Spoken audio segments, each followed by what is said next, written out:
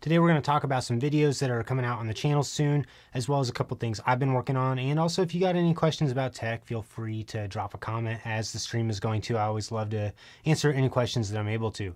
So today I've been working on my review of the LG UltraWide 5K 2K display. This is model 40U990A, which is incredibly hard to remember that model number. But this display is a 5K 2K display, which it's kind of a confusing naming convention because really it's about a 4K display, but just with a little bit more room on the sides of it. It is curved, but I've really enjoyed using it to edit videos on and also for productivity work. It's been nice to keep multiple windows open where one's on the left side and the other is on the right side of the screen. Kind of like the other LG Ultrafine 6K display that I reviewed in December. This one had a couple of issues with some color casting that I was able to correct pretty easily just by adjusting the stock settings on it. But this monitor has been really nice. I really like it. I'm excited for the video to come out about it. It's going to be a long one though, probably like a 14 or 15 minute long video because there's so many features with it. And I just feel like there's a lot of stuff to cover. So I want to make sure that we hit all the important details with it. The next thing I've been messing with a little bit is actually with some Stream Decks. So I've got one going right now. I just got the new RodeCaster Video S. So I've been using Companion, learning more about that and how you can actually use it to control a video switcher basically from anywhere in a room. So I've been using the RodeCaster as a multi-viewer as well as for a live stream like right now. And this is my first time using the RodeCaster for a live stream. So hopefully everything looks and sounds great with it, but it was pretty easy to set up. The next thing that I've been working on today is the Ultimate Mac SSD guide for 2026. And this is something that I'm excited about. I've got a ton of different SSDs I've been testing over the years. And a couple of the ones that I used to recommend, I still recommend, but they're not at the top of the list anymore. So this video is going to be kind of complicated, but I'm really excited for it. There's a couple of different classes of SSDs, and I think that's going to be the easiest way to break it down in the video and explain it. So you've got standard drives, USB 3.2 style, like the Crucial X9 Pro, as well as the Samsung T7, T7 Shield, the T9. They all run about the same on Mac OS. And then next you've got USB 4 drives, which I'm really liking. The LaCie USB 4 drive. This one has been working really well. It's one of the best priced USB 4 drives, and it's also one of the smallest, most durable ones. And then there's the OWC 1M2 40G. And I've been using this one for about a week now, and this one's performing really well. For the last couple months, I've been using the OWC 1M2 80G, which is kind of the bigger brother. They're actually almost exactly the same size, although the 80G one is a little bit bigger, but these things are really big, so they're not exactly portable, but you can put any drive in these, or you can also always get them pre-configured with the drive already installed. And then another one I've really been liking is the LaCie Thunderbolt 5 SSD. The review video for this dropped a couple weeks ago. This one's great. It's really fast, but the cache on it does fill up pretty quickly. And then I've also got the OWC Envoy Ultra, which also performs really well. It is not quite as fast as the 1M2 80G though, and this one isn't either, but I think the thing that's kind of nice about the LaCie one is it's a little bit smaller, so you can fit it in a bag a little bit easier, and you also won't have to deal with the cable that's permanently attached like you have to with the Envoy Ultra. That was the main thing with the Envoy Ultra that I wasn't the biggest fan of, just because to me that seems kind of annoying to have this cable always attached onto it. So I've been testing all of these. I've got a lot of data on them, things I like and things I don't like about them, but the thing that I'm not really sure how to do with this video is how in depth to actually get with it. So whenever you're talking about SSDs, there's a lot of different things you can talk about with them. You can talk about the peak speed. You can talk about how long it's able to sustain the speed. You can talk about the cache, how long it takes you to move 50 gigabytes or 100 gigabytes or even a terabyte in some cases. And there's a lot of info with it, but I think people can go a little bit too into detail with it. So I'm kind of trying to balance going into great detail without going into so much detail that the video gets confusing. But I think I've got a good explanation for it. The other thing that's kind of interesting with the current state of the SSD market, and I just found this out today when I was looking at prices, but a drive like the T9 is only about $30 cheaper than the LaCie USB 4 drive right now, because the actual NVMEs, so the drives themselves that are on the inside of the enclosure, are worth so much right now. So this is kind of funny because before you had to spend like $100 or $200 more if you wanted to jump from USB 3 all the way up to Thunderbolt or a USB 4 drive, and now the price is actually really close on them, where it's only about a $40 or $50 jump up to go from the USB 3 to the Thunderbolt 4. And even the Thunderbolt 5 one, there's some good deals on these ones. The LaCie or the OWC enclosure, the 80 gigabit version is double the price of the 40 gigabit one. But by the time you're spending all the money on the SSD, $100 more is probably not a big deal to you. So anyways, there's a lot to go into with this video. Spent a lot of time working on it today. Another video I'm working on, and if you got any questions about this, feel free to leave a comment, leave a chat. Also, if you're watching the replay, I go back and read all the comments. But another video I'm working on is external SSDs for iPads. This is something that not a lot of people talk about. And I also want to talk about the iPhone with it too, because some of these nice drives like the Envoy Ultra and the LaCie Thunderbolt 5 one will not work on an iPhone, and they'll only work with the iPad Pro. So if you got the iPad A16 or an iPad Air, these drives aren't going to work. And that's one of the things I think is really nice about the USB 4 standard. It's so backwards compatible. It works with pretty much anything. So you can use this giant super fast drive if you want, plug it into your phone, get footage off your phone, move pictures, really any file you want to, put it on an iPad, put it on your nice MacBook Pro or your Mac Studio. So lots of details with these. I'm really excited for this video. I think it's going to be super helpful. And I hope that it answers a lot of questions.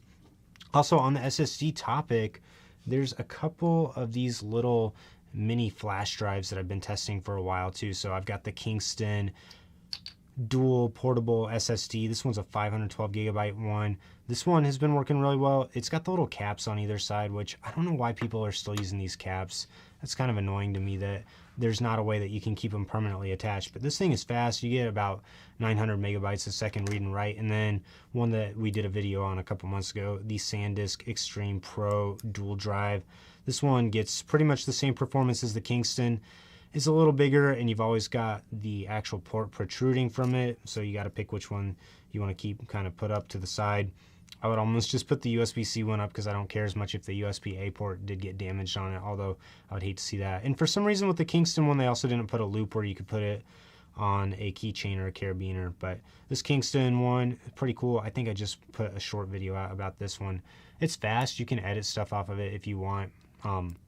It just works really well. The SanDisk one I like a little bit better. It just feels a little bit better built to me. But I think the issue that I was having with both of these, and what I can't quite figure out why they do it this way, is if you want to actually plug it into your phone and you have a case on your phone, it's probably not going to fit. So you can't use it with the phone case on. I don't really know why they don't come up with a way to extend the USB-C port a little bit more on these, because a lot of people are using cases on their phone. And I was running into that same issue with the Kingston one. It just doesn't fit in my phone case. And most phone cases that are actually protecting the phone are going to add a decent amount of thickness to it as well. So this is definitely a bit of a letdown. No problem using it with the iPad though. Just plug it directly into the side of the iPad and it's good to go. So that'll work just fine. But if you want to use it on the phone, you're going to have to take the case off. And that's kind of a letdown, because I think one of the reasons these drives are so cool is because they're so small and you don't have to deal with a cable with them. So having to use a USB extender or take your phone case off almost defeats the purpose of these.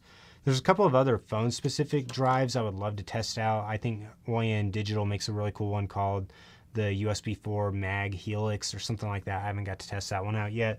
That one actually goes on the MagSafe on the back of your phone and does use a USB-C cable, but the size of it is pretty small. I think it's actually about the size of a T9. So knowing how good Oyen's products are, that one probably performs really well. You could write directly to it or also edit off of it on an iPad or a computer and get great performance. Yeah, the Oyen U34 Bolt is a great option for the MacBook Air M4. I've got my MacBook Air M4 over here, and I've used that to edit a ton of videos off of it because I don't really store much on that. That one is definitely one that you can store whatever you want on it. It's very fast. I've got the 8 terabyte one, and I've kept tons of files on it. So if I've got a big library, like my Anchor library of all the Anchor power banks I've reviewed, tons of files on there, and if I need to go back and access something, it's kept them on there really well and loads all the different effects and audio effects and stuff like that really well. But the U34 Bolt is great. The only thing I don't like about it is I think they could have given it a little bit more of a rugged feel, kind of like the LaCie ones. And that's one of the reasons I really like this new LaCie USB 4 one, is because it does feel a little bit more durable and it's a little bit smaller too. The Oyen one I think has some sort of drop rating with it. I can't remember the exact specs on it, and that's one I've actually used extensively. I probably use that Oyen U34 bolt more than any of these other ones, except for I've been using the 1M2 ADG a lot over the last few months. But if you've already got the Oyen one, that one's gonna work just fine for you. Also, the MacBook Air M4 only has Thunderbolt 4 speeds, so even if you got one of the Thunderbolt 5 drives on it, you want to actually be able to take advantage of the faster speeds that those are able to offer. So that's something we're going to talk about in the SSD video too, just kind of breaking down the different computer speeds that you can expect to get, because you have to have an M4 Pro, M4 Max, or if the M5 Pro and M5 Max come out at some point soon, then those will also have Thunderbolt 5. And then the M3 Ultra has Thunderbolt 5 as well. But those are the only computers that are going to give you those speeds faster than the Oyen one. I do think technically the Oyen one was a little bit slower than the LaCie USB 4 and the OWC 1M240G, but it's still going to be like 3,200 megabytes a second, which is more than fast enough. It's way faster than the standard USB style USB 3.2 drive, so you won't have any issues with that. I really like that one. But the Oyen one, the Oyen U34 Bolt, is definitely on the list of approved SSDs and ones that I would really vouch for, and I would put it kind of in that middle tier. And the middle tier is really where a lot of the value is. I think that this LaCie Thunderbolt 5 one, I got the 4 terabyte version of both of these just so I'd have plenty of space on them. I think this one costs like $100 or $150 more than the USB 4 one did. But this is another thing I got to talk about in the video. So USB 4, Thunderbolt 5. Thunderbolt 5 is technically double the speed of USB 4, but every SSD has something called a SLC cache on it. I believe it's called SLC. So whenever that cache fills up, your drive is actually going to slow down. And I think they use the same exact NVMe in both of these, because they both start to slow down after you transfer. I think it was about 100 gigabytes of files on both of these LaCie ones. I'd have to check my notes again. So what was funny is if I was doing a 500 gigabyte transfer, like a 300 gigabyte transfer, the USB 4 one was like 5 seconds slower or 10 seconds slower than the Thunderbolt 5 one, because the Thunderbolt 5 one was writing so fast at the beginning, it filled the cache up and then slowed down a lot. And I was having that same exact issue with the Envoy Ultra, and this one has the OWC proprietary NVMe in it. I think it's called the Aura Pro or something like that. But in both of my 1M2s, I've got Samsung 9100 Pros, and these ones are way faster. The cache on them is way bigger, so I was able to do large file transfers, like moving 500 gigabytes, way faster on these, because the cache on these I think was like somewhere in the 300 to 500 gigabyte size, so it was still running faster for longer. And another thing I'm going to have to talk about in this video, I used to not really recommend getting an enclosure, and now I actually do recommend enclosures, because these OWC ones are so nice. They're so fast, and I'm getting better performance out of these Gen 4 and Gen 5 SSDs than I'm getting even with the top of the line pre-built drives. Like the OWC Envoy Ultra and the LaCie Thunderbolt 5 are the two top of the line pre-built enclosures right now, and they can't keep up with the 1M2 ADG. It's kind of funny, because I saw on OWC site they also weren't really hyping up the 1M2 ADG as much as they probably should have. I don't know if they didn't want to hurt Envoy Ultra sales, or if they didn't want to talk smack about the Envoy Ultra, but this one has just been a lot better. So I think that's going to be like the short end of the video, is get the 1M2 40G or 80G. The 40G I think is $100, and the 80G is like $200, maybe $220. So you spend about double the price on it. The next thing I have to test is doing those 500 gigabyte transfers on it.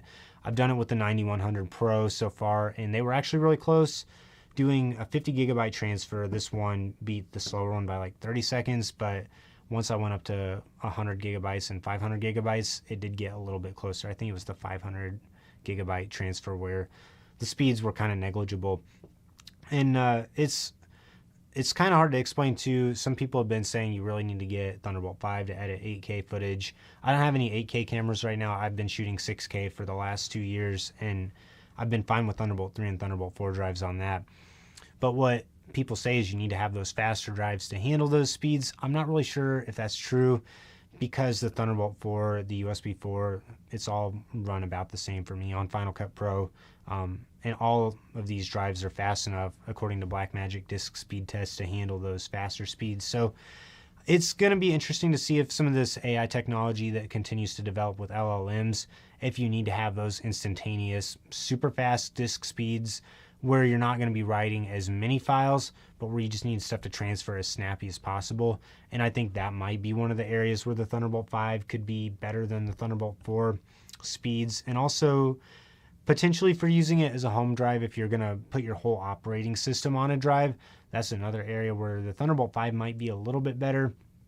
But the Thunderbolt 4 ones is still just as fast as any drive that's not like an actual MacBook Pro with a Pro or Max chip on it. Like if you're using it with a Mac Mini, then USB 4 is going to be just as fast as the Mac Mini's SSD is going to be. Which, talking about the Mac Mini, that's a great seg into the next set of things to talk about. So there's some new Mac Mini and Mac Studio accessories coming out, and I think I did a Mac Mini accessory guide about a year ago. And a couple new products have come out over the last year. It's kind of funny, it seemed like a lot of different companies launched very similar products at the beginning of the M4 Mac Mini launch cycle. And the main issue with most of these is they were all using the 10 gigabit a second speed instead of using a faster 40 gigabit a second. They were mostly bus powered instead of using some sort of external power supply, which if you're at a desktop station, then, you know, external power is not a big deal because you got power right there. So I'm going to be doing another Mac Mini accessory guide video. We'll talk about external SSDs as well as docking stations, a couple Thunderbolt hubs, as well as those cute little docks that basically extend the size of the Mac Mini. And then on the Mac Studio front, I'd been waiting for a long time for a product to come out for the Mac Studio that seemed like it was going to be able to do everything I wanted it to do. So basically be like a Thunderbolt dock, but designed for a Mac Studio. And OWC actually put it out. I'm still waiting to get it. I'm really excited to try it out, but it's called the Studio Stack. You can put an NVMe in it and you get the Thunderbolt 5 speeds out of it. I think there's like 2 or 3 Thunderbolt ports on the back of it as well, so you can keep other devices daisy chained on it. You can use it to plug in your studio display and other monitors. Really anything. It's like a docking station for your Mac Studio basically. It also has a standard SATA or HDD slot, so if you want to put a giant spinning disk hard drive in it to keep tons of cold storage, then that's another option for it too. So that Studio Stack looks great. I think those are running about $330, which seems like a good price to it when you consider the CalDigit TS5 and TS5 Plus are like $400 to $500. Pretty much any of the good Thunderbolt 5 docks are like $350 right now. So I'm going to be testing the Studio Stack, updated Mac Studio accessory guide with all my favorite Mac Studio accessories.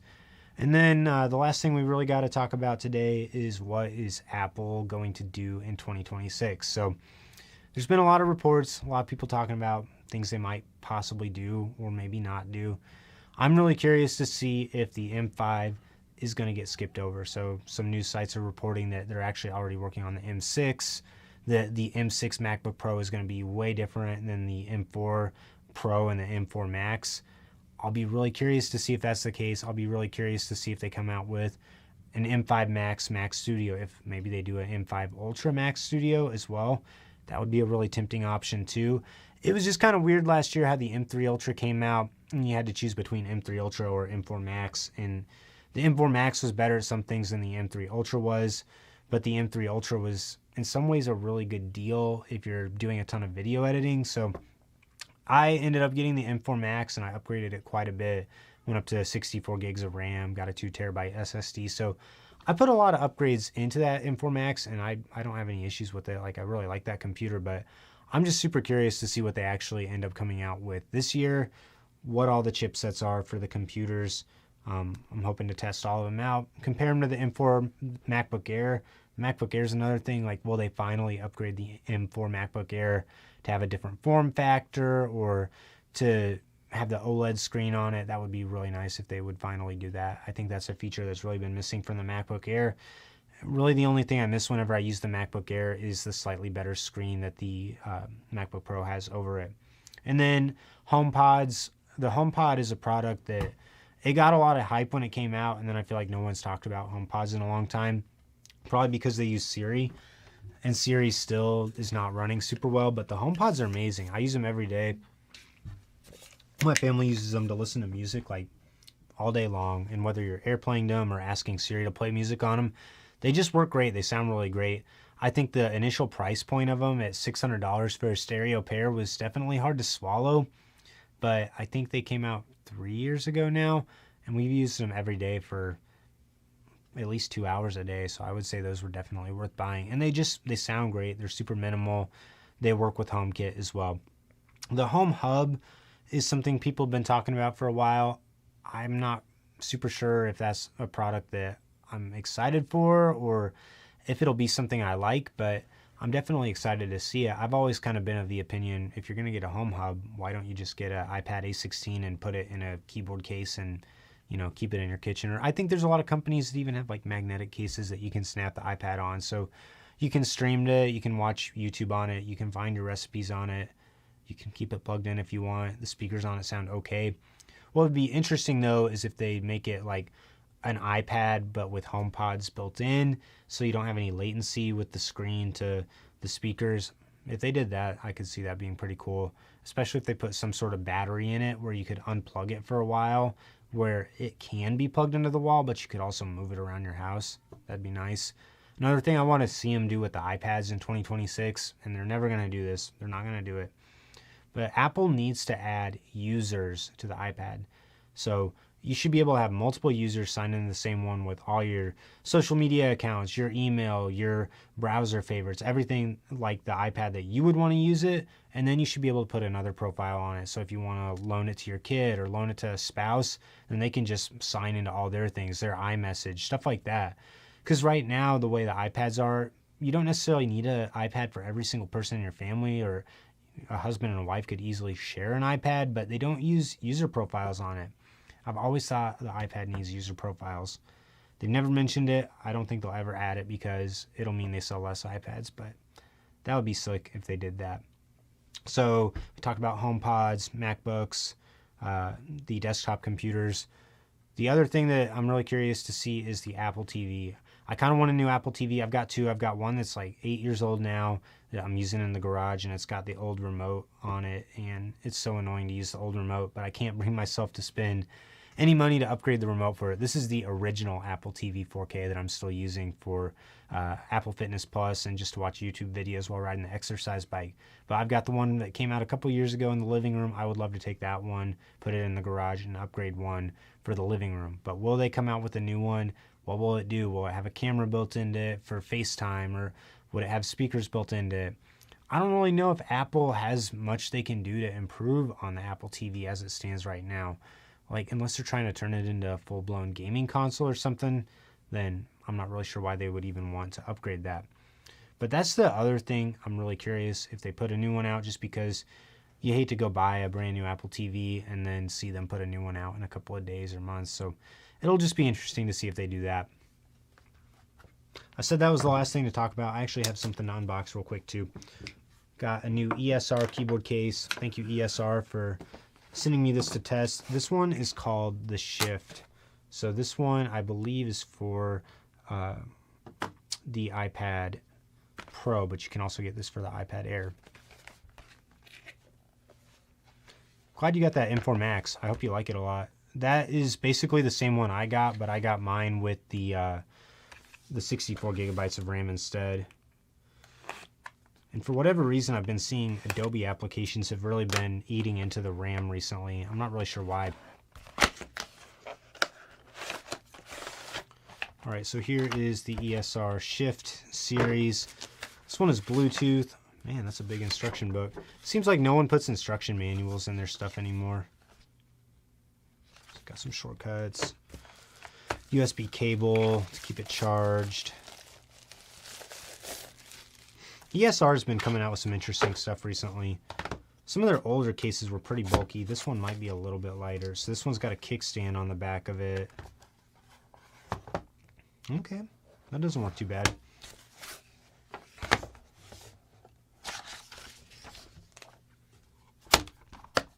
And it's got a little slot where you can store the pencil. That's interesting. Some of their other ones, they have a spot that the pencil actually snaps into it too. Yeah, Tom, I would say with the RAM on it, I would just close out Adobe apps if they're giving you issues. Like, don't run too many different ones. As far as the iPad Air M3 with the keyboard goes, I would say the Magic Keyboard is great. It's still my favorite keyboard case. I've tested, this one's the one for the Pro that I've got on the Pro right now, but they finally put out a black Pro, or a black keyboard case for the iPad Air, and that one's been working great for me. I had the white one for a while and just traded it to get the black one. But yeah, the Magic Keyboard on the iPad Air is nice. ESR also put this one out. This is called the Flex, and I used this one with the iPad A16, but they have a version of this that fits with the iPad Air as well.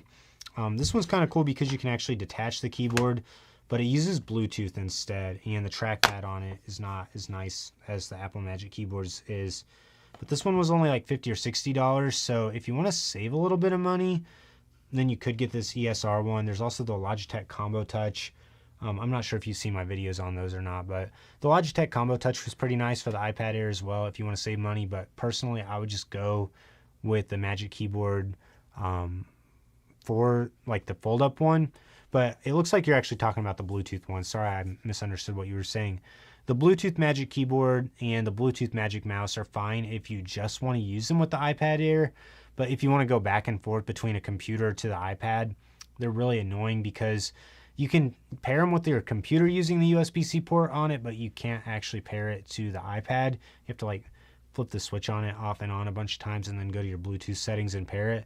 They both work fine for that though. Like, you won't have any issue with it, but I'd say just don't get it if you want to go back and forth between the iPad to the Mac, because you can't use the USB-C cable to pair them to the iPad, if that makes sense, which I don't know why Apple hasn't been able to figure out a way around that. The only way that, also if you're having issues with pairing them and it's like already paired to a computer, you have to go to the computer and forget it on the computer before you can pair it with the iPad on the Bluetooth settings. So it's a little bit clunky. I don't remember how I figured that out, but it must have been when I was testing it at one point. But I would say if you can, I would get the actual Magic Keyboard case for an iPad Pro or the iPad Air in your case. To me, those ones are just the most enjoyable to use. I've really liked this one a lot. It feels like it types really smooth, works really well. The trackpad on this is better than any of the other iPad keyboard cases. With the Air, the Magic Keyboard does not have backlighting though, which also may bother you, but it also might not since you're considering the Apple one anyways. But this other new case from ESR that we were just opening up, this one is called the Shift, and I think they have this one for the iPad Air or the iPad Pro. I haven't actually tested this one out yet. Doesn't feel too bad though. I mean, it's probably about the same weight as the Magic Keyboard. You've got power on the side, USB ports. This one is going to be a Bluetooth keyboard. It's not actually going to use the smart connector, which is too bad. There's not many smart connector cases that are third party other than the ones from Logitech, so I don't know if Apple has like blocked the licensing on it or what. Let's see if we can figure out how to put this in pairing mode. Looks like to pair this, you have to hit function and Bluetooth. It was already in pairing mode though. Do that. Pair. Trackpad seems good on it.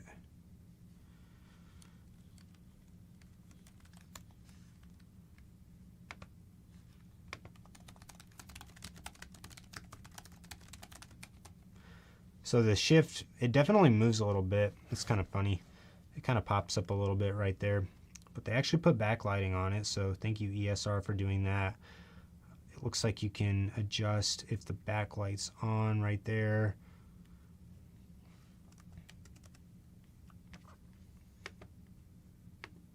The trackpad on this one also seems better than some of the other cases I've tested recently. So yeah, not a bad little case. I think this one's only $60 or $70.